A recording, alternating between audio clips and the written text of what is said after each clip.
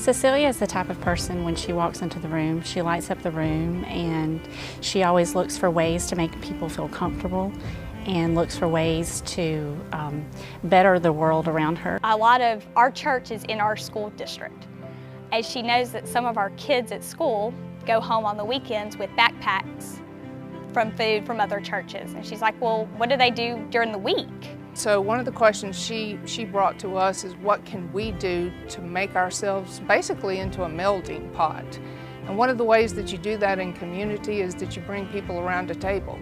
You feed them. I had like this huge idea where I wanted to get a building and a big elaborate plan, so I got a small section of it to where we could feed the homeless. And so she went to some of our members of our church and asked if the kitchen could be used during the week.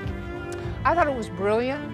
You find a way to erase the differences, the fears, the walls that we put between ourselves.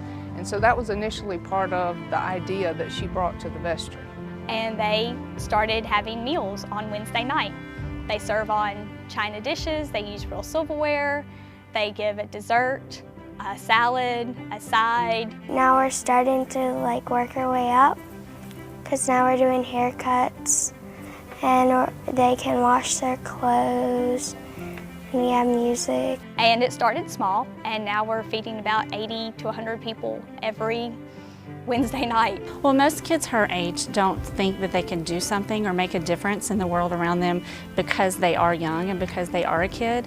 But she took it upon herself not only to create the idea, but to look for the resources to accomplish her goal. And so it starts with Cecilia, because she's not afraid to step into that space. She's not afraid to reach out to you where you are. She may not have an immediate fix for it, but she'll stay there with you, and she'll try to figure out a way to help you. And so in that way, it starts with her, and it will always start with her. She is our future. And if our children don't believe that they can make a difference, then our future is very bleak. But with children like Cecilia, knowing that she can make a difference at any age, and even with the limited resources that she has now, as she grows and has even more resources, she's going to make a huge impact. She consistently shows people like myself who may focus on what we can't do, she shows us what we can do. And so I would follow her anywhere. She's as much a minister in our community as I am.